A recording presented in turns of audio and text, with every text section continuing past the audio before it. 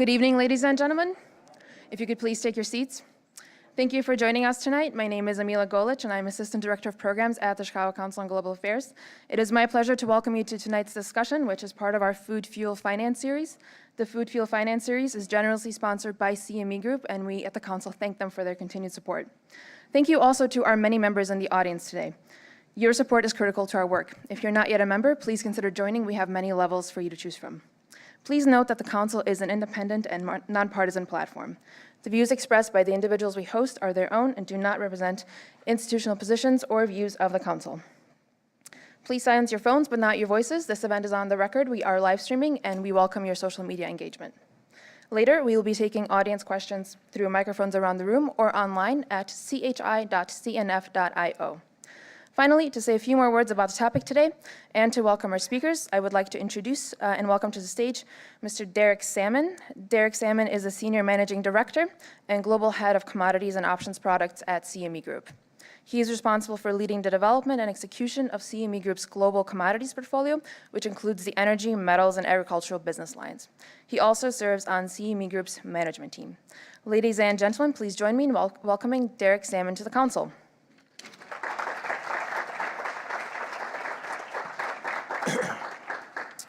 Good evening and welcome.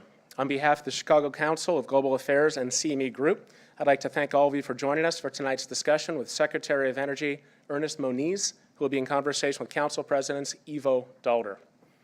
As the world's largest derivatives exchange, providing risk management tools on everything from crude oil, corn, and gold to Treasury bonds in the S&P 500, CME Group is proud to support the Food, Fuel, and Finance series here at the Council. Tonight, we look forward to Secretary Moniz's insights into the current and future state of energy markets, U.S. energy policy, and issues around nuclear weapons policy. There's certainly much to discuss. 2 weeks ago, it was reported that the Trump administration is exploring a new policy that would require energy grid operators to buy power from struggling coal and nuclear power plants. If implemented, the plan would effectively keep many coal plants afloat in a market in which they've been struggling for many years.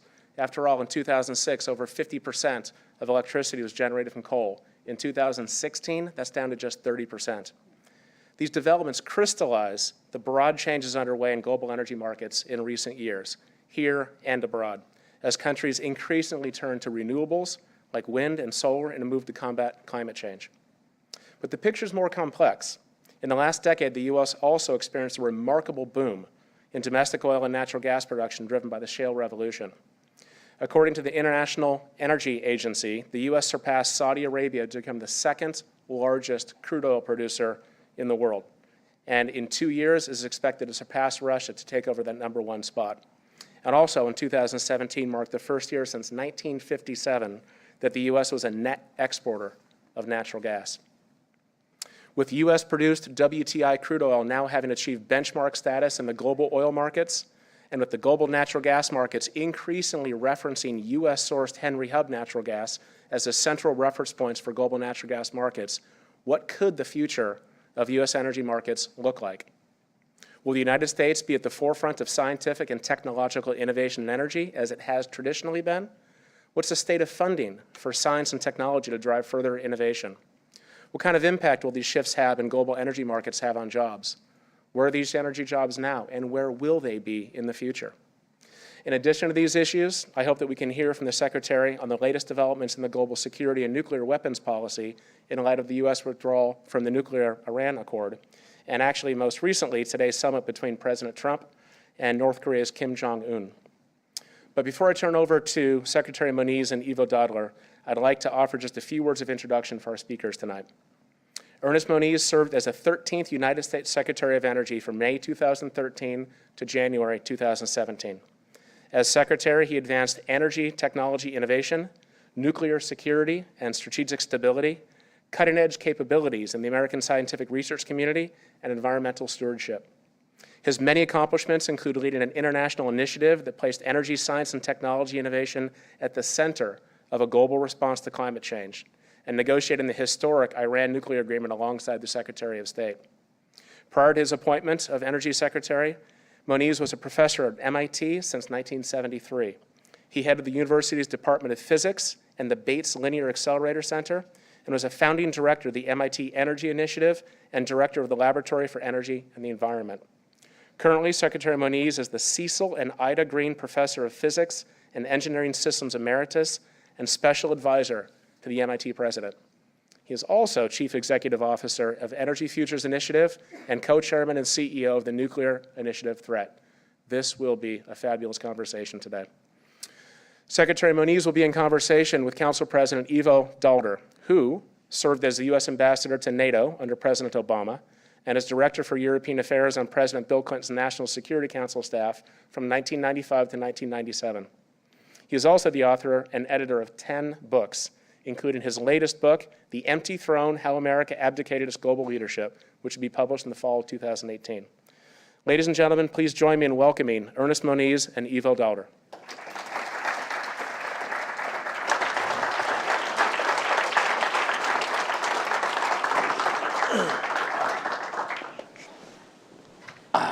Derek, thanks so much for that wonderful introduction and for the CME Group's support of this discussion and the discussions that we're having on food, fuel, and finance here. Secretary Moniz, it's wonderful to have you back. Thank you. Last time you were here, it was August 2015, when you were here to discuss the just completed Iran nuclear accord, which you, of course, together with Secretary Kerry and the team that was with you in Geneva, negotiated. It's lucky for us to have you here at this time to shed maybe at the end a little light on where we are on the Iran agreement and something that happened overnight. A little light. Little thing that happened in Singapore overnight. But before we get to those kind of questions, let's have a conversation about the topic of main interest. That is energy, its future, and where we're going in this very important set of issues. And why don't we start just, you left the Department of Energy on January 20th? Noon, 2017, as it is known. Right. Departed for new pastures. The new pastures were the Nuclear Threat Initiative and the Energy Initiative. Tell us a little bit about the work that you've been doing since 1 minute past noon. Actually, probably you had a vacation, I hope. But once you arrived at NTI, just across, not that far away from your old offices, and the Energy Future Initiative that I think you started. Well, first of all, it was not just 1 minute. My wife called it the anti-genesis strategy of sleeping for 6 days and working on the 7th. And we've been going since then. But so basically, what I ended up deciding to do was to, roughly speaking, split my time between various charming global threats. One, climate change and the clean energy agenda, the innovation agenda that one is going to need to address those challenges, and the other half on principally the nuclear threats, both of which, of course, at Department of Energy we had dealt with. So in realizing that plan, one was walking in a year ago to the Nuclear Threat Initiative, which has been around since the beginning of 2001, established by Ted Turner and Sam Nunn, former Senator Sam Nunn. And so a year ago, I took over from Sam as the CEO of NTI, and he and I worked closely together on these issues of Iran and Korea and Russia and the like. And then on the energy side, I, with two colleagues, formed a nonprofit energy group called Energy Futures Initiative. It's a very small group, but incredibly talented. And Good things come in small packages. That's right. Yes. And the idea is that we perform what I would call technically informed, policy-related analysis. There's no doubt we are trying to influence policy. Frankly, we think we've had some successes in that, and so that's what I'm doing. I also have a part-time appointment at MIT where where I'm building up one project on looking at, this is a long diversion, but a bottom-up approach, really starting with kind of communities and looking at how communities in different regions of the country can see themselves in a energy economy that goes to very, very low carbon over the next decades.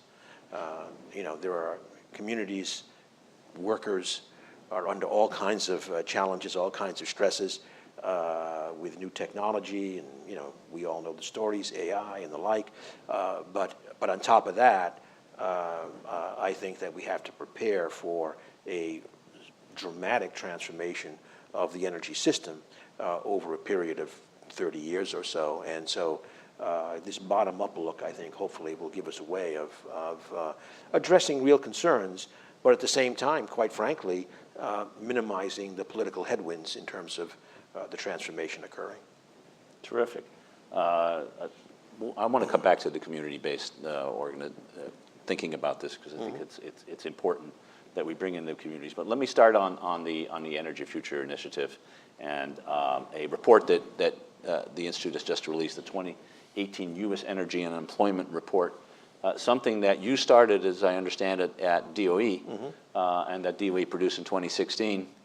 Apparently, the current DOE is not producing it anymore, but you decided that you needed to continue to produce in the report. Tell us a little bit about why you started it back in 2016, why you think it's important to continue the effort now, and of course, what's the major finding of the report? Actually, we started in 2015 initially, okay.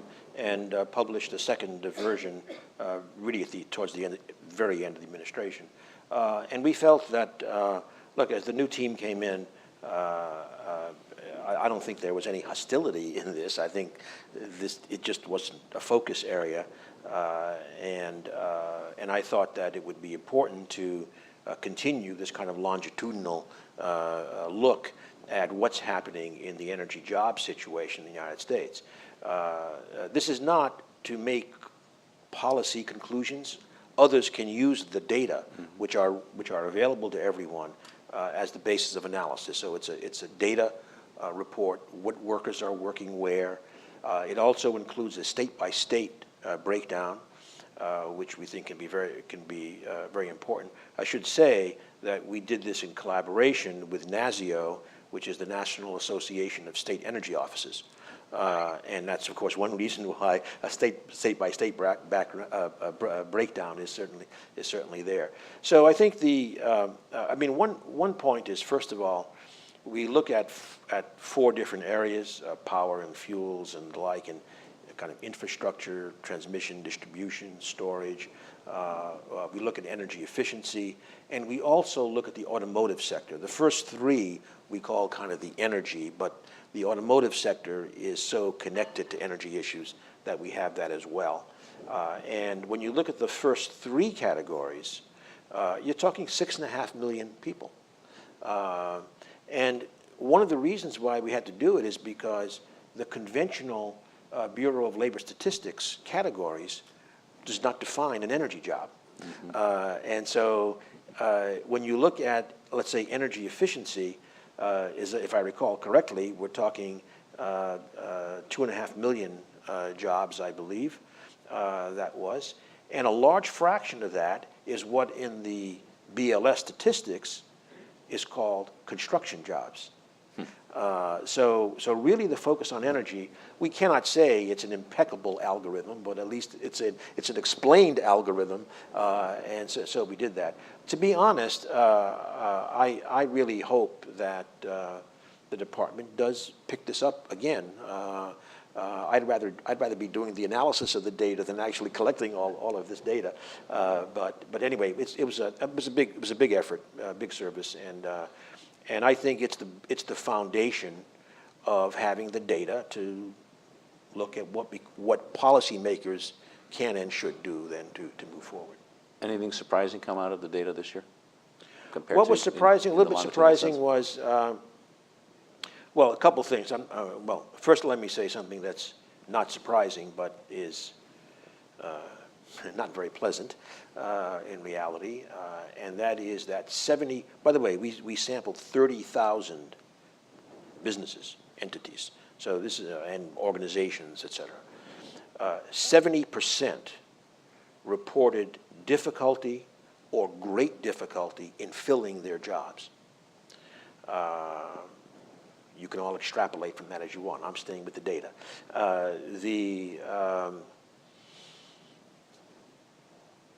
Another issue is that the jobs in solar went down last year, which was a little bit of a surprise. But that's part of the dynamic also going around with uncertain tax credits and the like. So I think as you mine the data, you find a number of things that kind of stick out and provide the basis for further research. Yeah.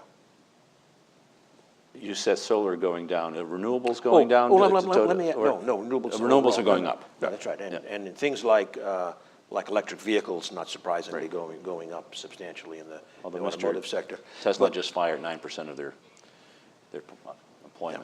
employees, right. but that'll be a next year's study. Yeah. But what I should say is that the substantial sample, projects to an intent in this year to increase the overall number of jobs in those areas by 6-7%.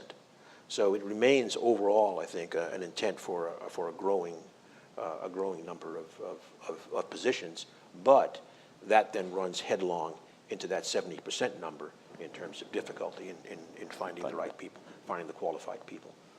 Let me move away from the data and sort of to the bigger future of this, particularly this sector. When you think about the move to renewables, not only within the United States but globally, and find it in the data in terms of jobs, how far have we gotten to date in this changeover from oil and fossil fuels on the one hand towards renewable? What is your, sort of, if you look out, what's the rate of change and transition that you think is likely? U.S., global, take either one of them, take a region, take the north, take the south, however you want to look at it. How should we think about the change that is happening? The first thing is to focus in on the economics. The continued driving down of the costs in wind and solar in particular, but I would add to that storage coming along, is just dramatic. And when you look at today's policy discussions about saving this plant, saving that plant, the hard truth is it's because they can't compete, even on marginal cost of some of the older plants.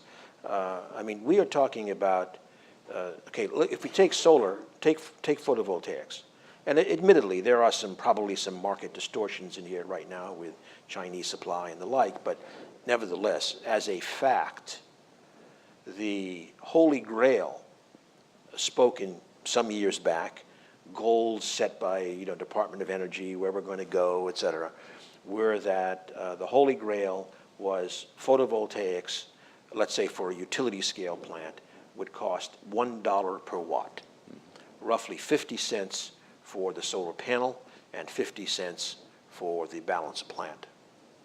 We are essentially at $1, with the panels already passing the goal of 50 cents, high 30s maybe.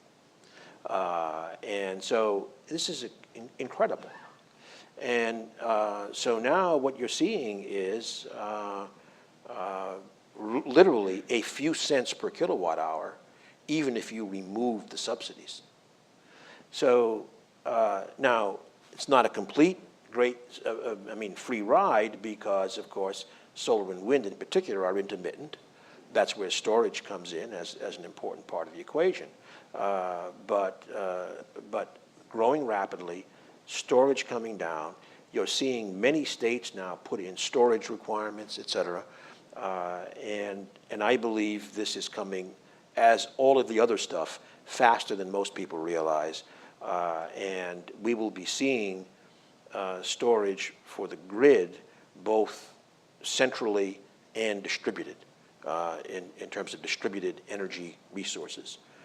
And then if you turn to storage and vehicles, once again, tremendous drop. I would say that within 10 years, we will have gone through 2 transitions in a technology sense. The full up, no subsidy cost of renewables and storage together will beat traditional energy sources in cost, straight up. All of them, All, including gas. including gas at $3, which today's price. And the cost of ownership of an electric vehicle, a light-duty vehicle, I don't mean heavy trucks or something, but a light-duty vehicle, an automobile, let's say, with 300 miles range, will have a lower cost of ownership than the internal combustion engine car. And so then comes the question is, when you reach that transition point in terms of the techno-economics, what's actually going to happen in the marketplace? And that becomes more complicated in terms of policy, regulation, all kinds of issues. So I think it's you know, these things are happening so fast, and it's not going to stop.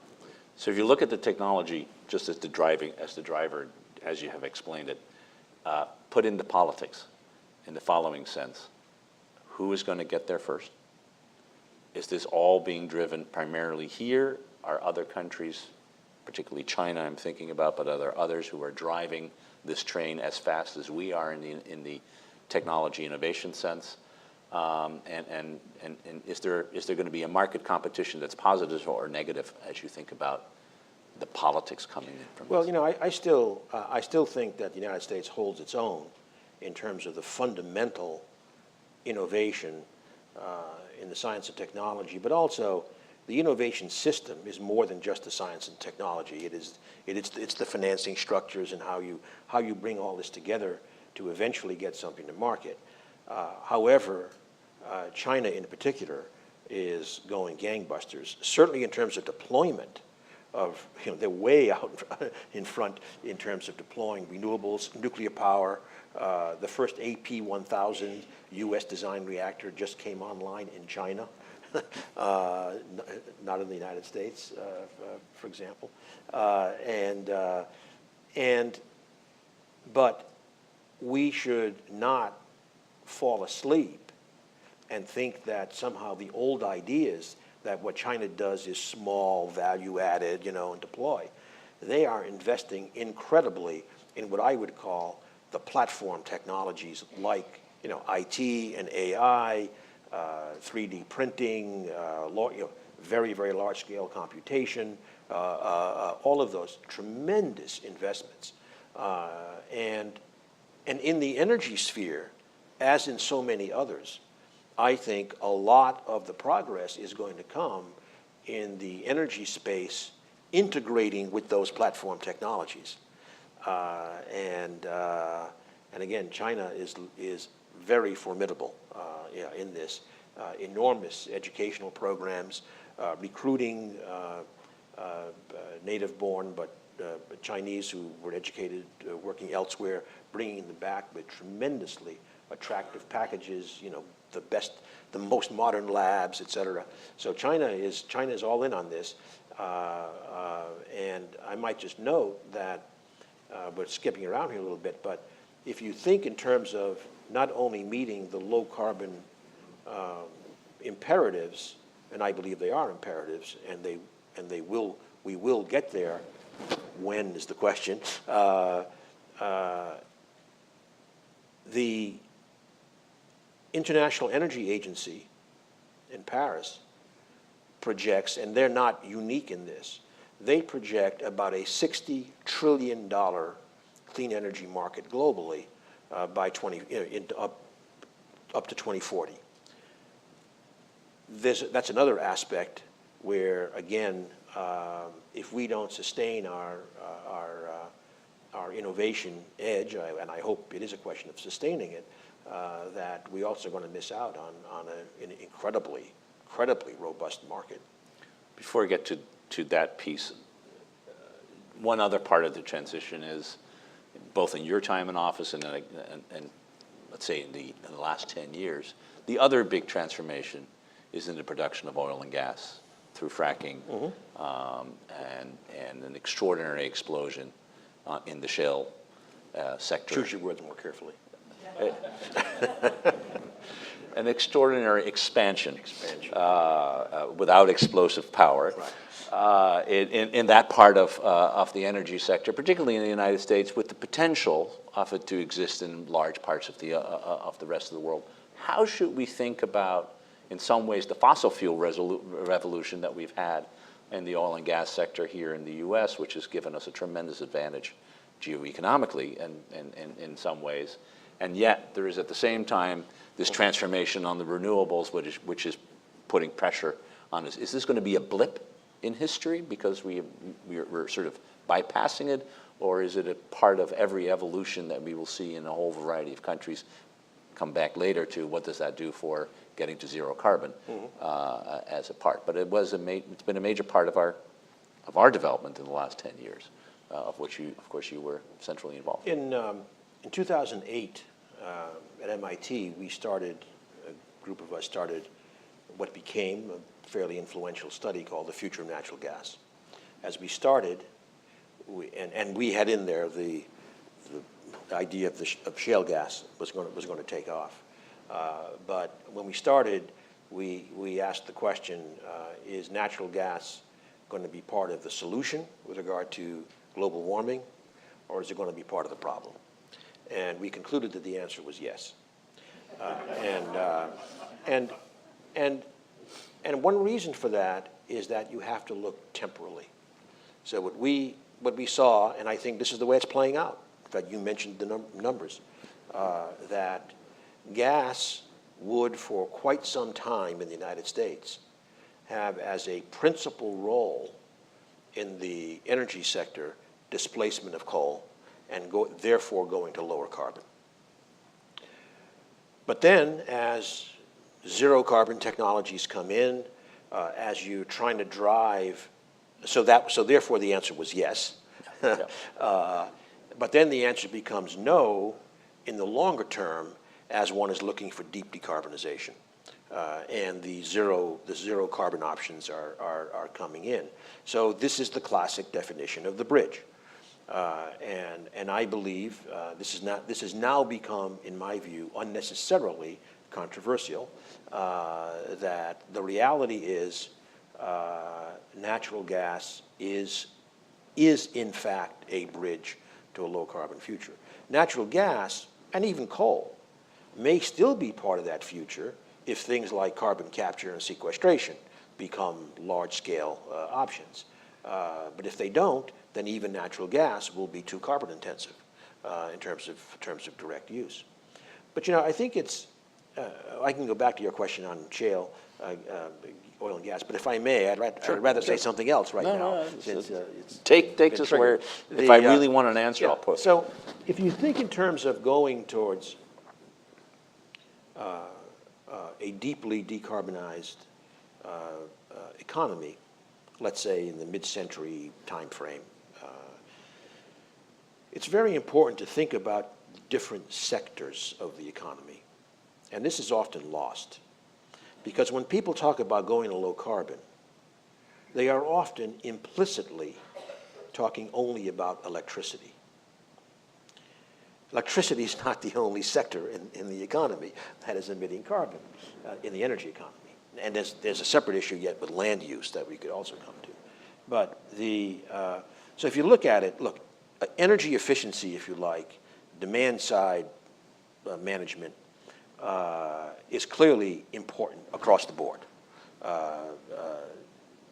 Industry and automobiles and you name it, houses, buildings, et cetera.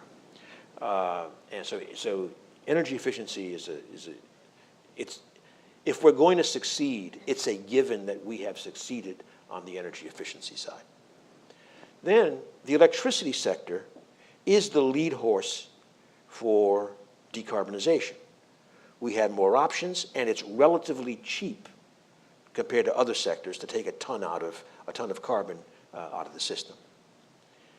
You go to now, if you're going to a very low carbon electricity sector, The next thing you say is, okay, well, now let me electrify as much of the rest of the economy as I can. Terrific. We already talked about light-duty vehicles. At least there's I mean, it's tiny now in deployment, but you see a pathway to get there, especially if that economic transition I talked about is here in, say, 10 years or less. Buildings. Well, it's pretty straightforward to conceptualize electrifying buildings. But it may not be so easy to accomplish given the very, very long lifetimes of buildings and the need for retrofits and the like. Now you go to transportation. So light-duty vehicles we covered. But the transportation sector is a lot more than light-duty vehicles. And of course, the extreme would be to go to aircraft. There's a lot of things in between. But going to aircraft, lacking imagination that others appear to have, I do not see an electrified jumbo jet anytime soon. So there, we're going to need different kinds of innovation. Are there extremely low carbon drop-in liquid fuels that we can develop at a reasonable cost? Open question, huge science questions there to be overcome. And then I would argue even harder is industry, where in industry, again, you can make progress with efficiency and the like, but in the end, there are a bunch of high-emitting industrial sectors that need high-temperature process heat. That's another area we've got to go. Now, there are options. One option is to revive the idea about hydrogen, actually, as a possible, the electricity plus hydrogen is the main energy carriers. That's possible. When I do my back-of-the-envelope calculations, looking at all the innovation pathways in those various sectors, I just see us still coming up short in terms of the very deep decarbonization, which leads me to add, therefore, another sector that's critical, which I would call large-scale carbon management. And large-scale carbon management, when all is said and done, it involves capturing carbon either from point sources or distributed sources, like the air, a little bit expensive. It involves utilization, potentially, of the carbon dioxide, either as today, in terms of putting it underground in old oil wells and producing more oil, or in finding the answer to convert that CO2, let's say, into fuels. Fuels is one of the few commodities of a scale that it could actually take up in giant amounts of carbon dioxide.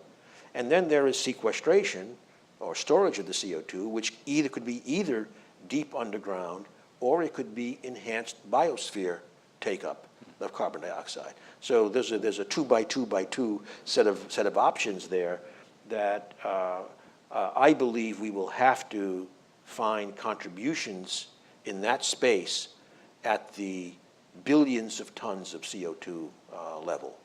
But so that's kind of the way I see the whole picture fitting together.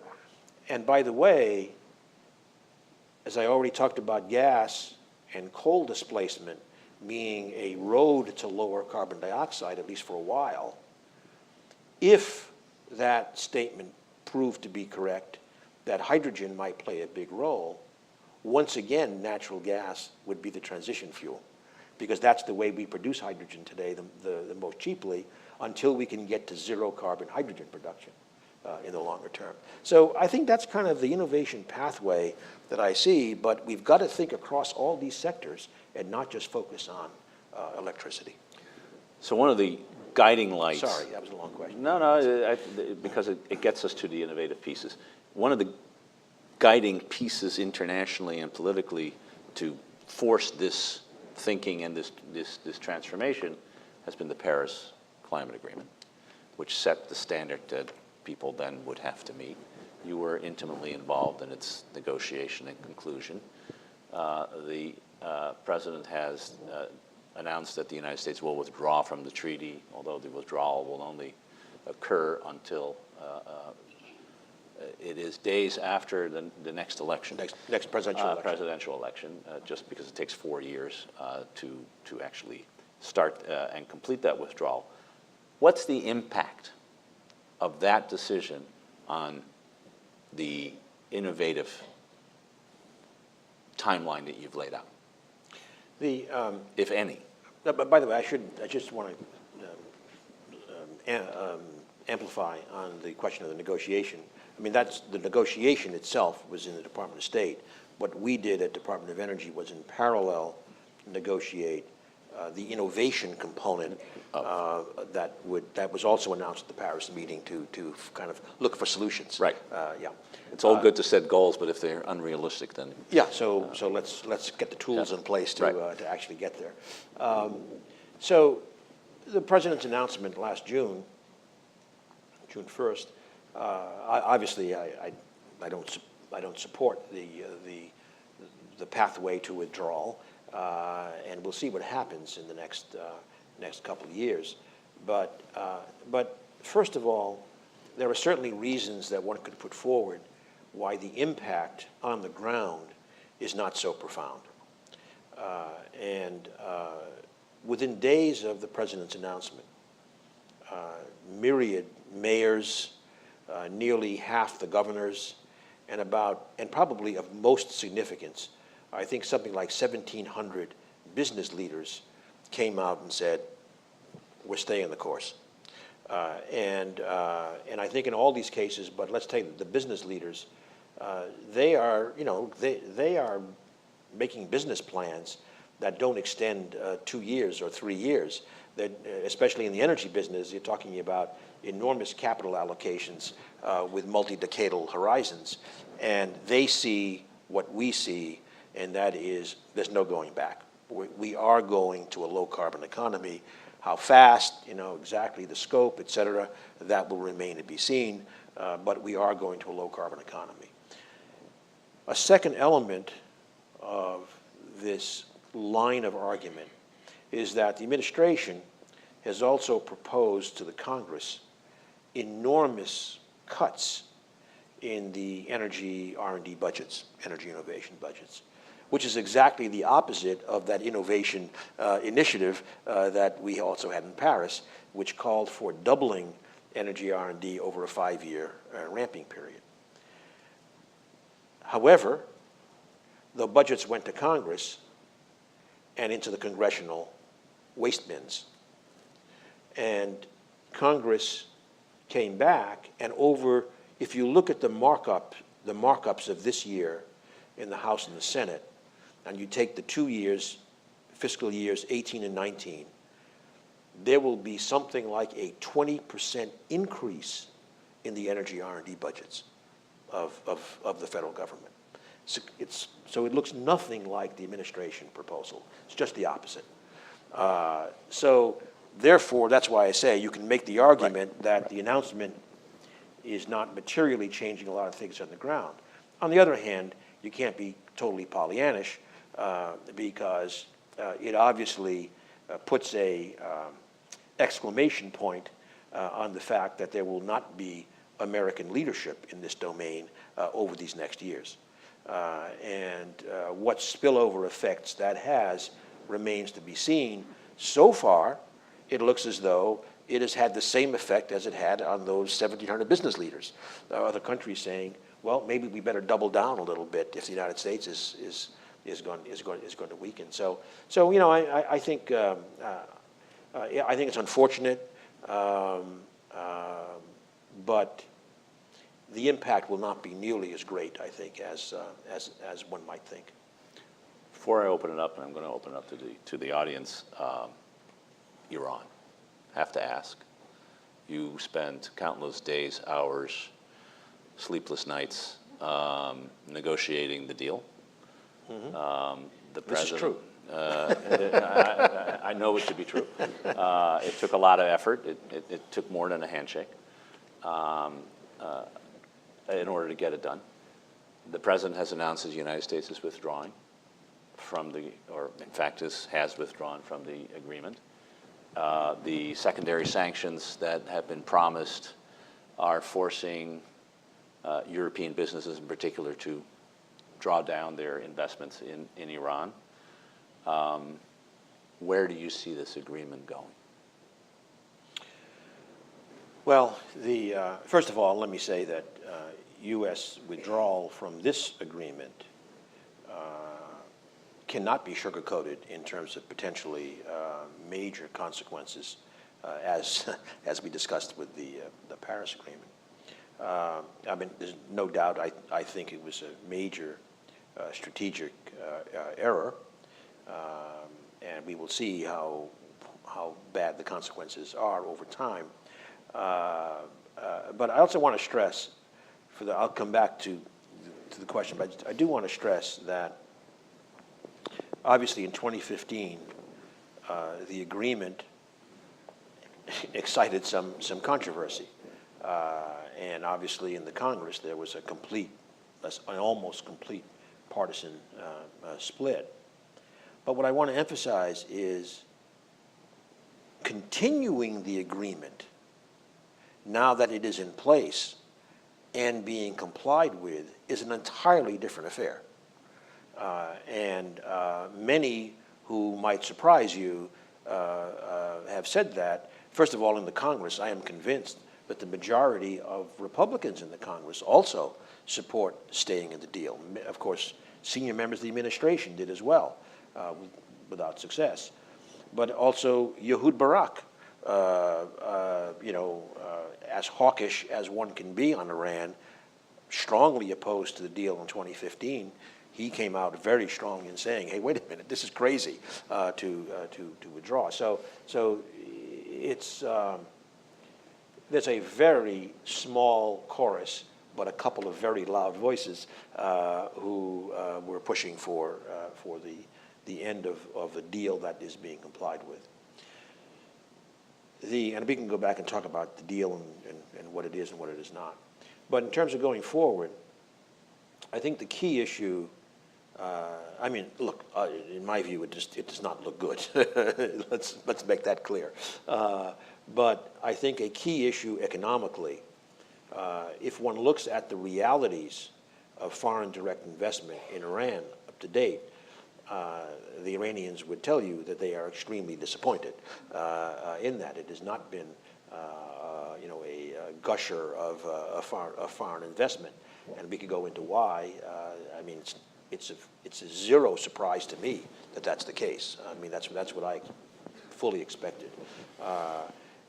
But where they have profited enormously in terms of ongoing, I don't mean in terms of getting their frozen assets repatriated in 2015, but what they have is they have fully rejoined the oil market, and of course oil prices since that time have gone up, not non-trivially, and so that has really been the big change in their cash flow. And now the question is going to be, what happens to oil sales now going forward? I don't think that is nearly as clear as the withdrawal of multinational corporations who have no choice. If there are secondary sanctions, they cannot abandon the American market. They cannot abandon the American banking system. So I personally think that even with the secondary sanctions, there may not be that big an impact on their oil sales. If that is the case, then it still remains to be seen whether the Europeans, Russia, in particular China to a certain extent, but especially Russia and the Europeans and Iran decide to continue with compliance. But I have to say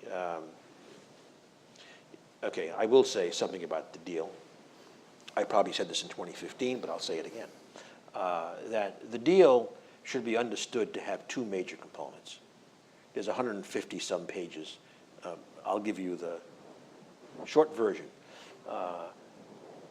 One component of the deal is that Iran has significant constraints on what it can do in a peaceful nuclear energy program for 15 years. That's a 15-year period where compliance, et cetera, is being called for, and hopefully some progress could have been made in addressing the other challenges that we have with Iran, and they are many. However, the second part of the agreement is, in my view, the more important one, and that is the unique, and I do mean unique and stringent monitoring and verification requirements. That is the heart of the deal. That does not have a, to use the famous word, sunset. To give you a key element that has no sunset, Iran, in the agreement, agrees to abide by and, within a few years, formally join what's called the additional protocol. The additional protocol is what allows the international inspectors to go anywhere in the country where there is a reason to suspect illicit activity, illicit nuclear activity.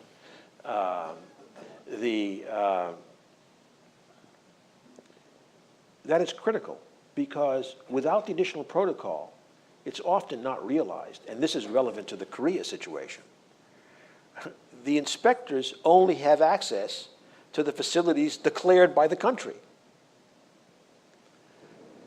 And if I wanted to build a nuclear weapon while being in the NPT, Nuclear Non-Proliferation Treaty, and a member of the IAEA, I probably wouldn't do it at a facility I had already declared to the inspectors. So the ability to go to other places is absolutely central. Iran agrees to be in that forever. However, that's not enough. There's about 100 countries who adhere to the additional protocol. IAEA says, I want to go in there. What do you mean there?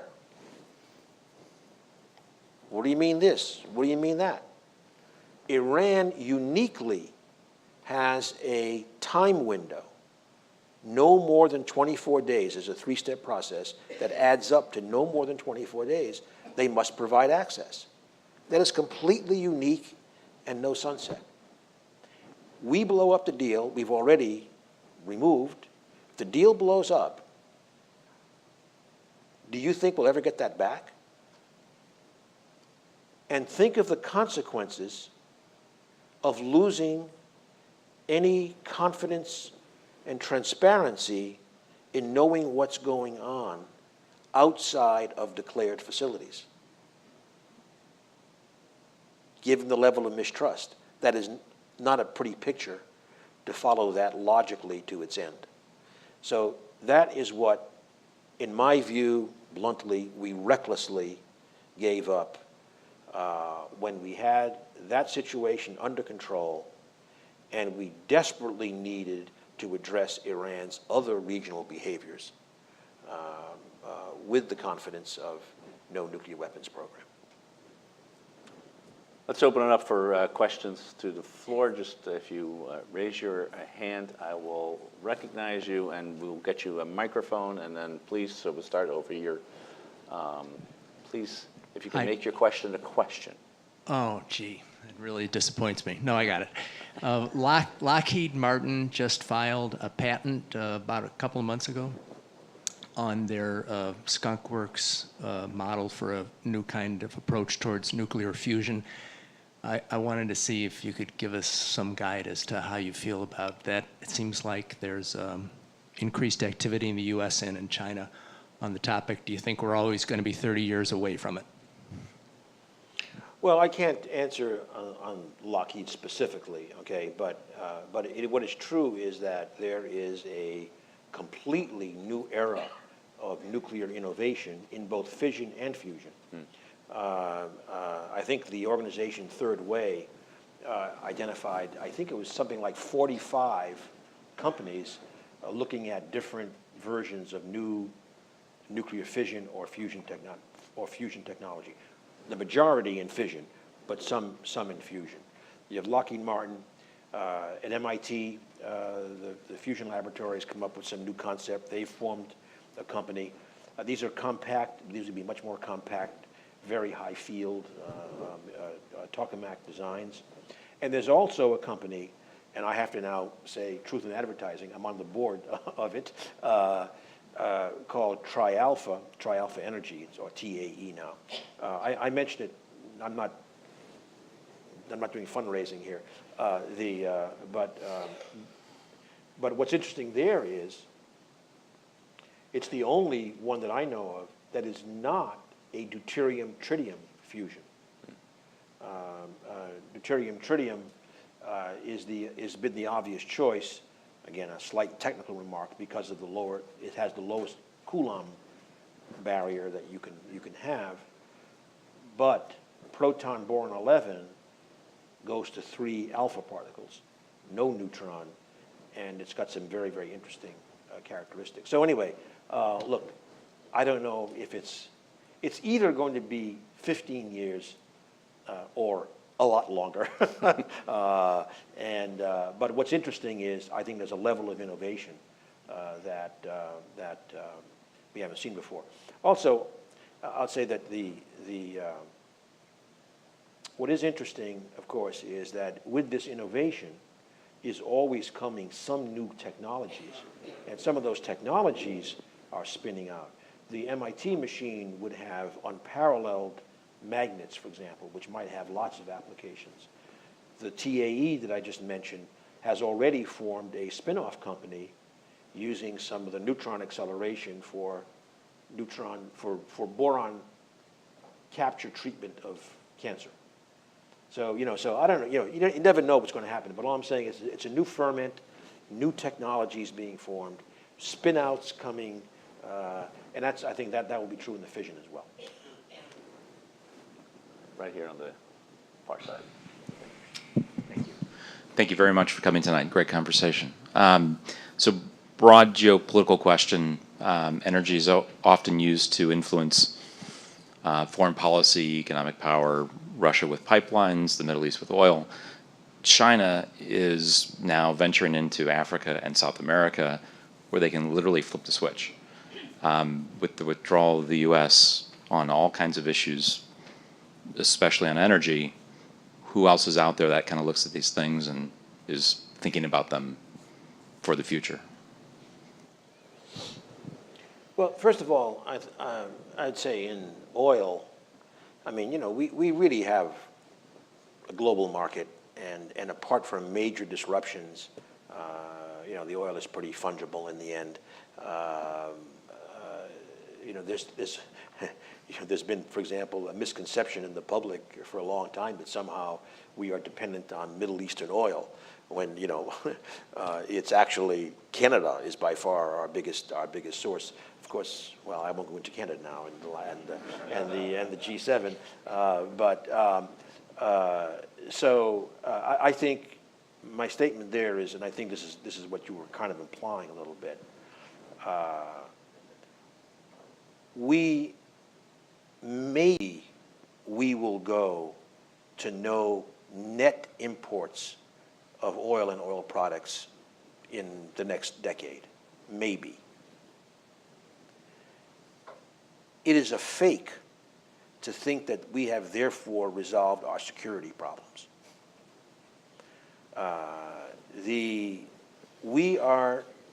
We will always be trading oil. In fact, we are by far the biggest oil products exporter. We are linked to the global price. If there is a major disruption that leads to big-time excursions in the price of oil, we will feel it right here at the pump. The same way, if you remember in 2000, when the British truckers were doing all this stuff because of the rise, the big rise in diesel prices, the UK at that time was a net oil exporter. It did not shield them from the economic hit of an excursion in the oil price. If I could prove more about what is China's just hang on. Yeah. More to, so we often talk about China's investment in ports and other infrastructure around the world. Now China is investing in. That was an indirect answer in the sense that China will get oil where China can get oil at the lowest net price. I am not concerned about China tying up the oil market. In fact, if anything, there may be. I think the pressure will be in the other way in terms of oversupply of oil in the next 10, 20 years.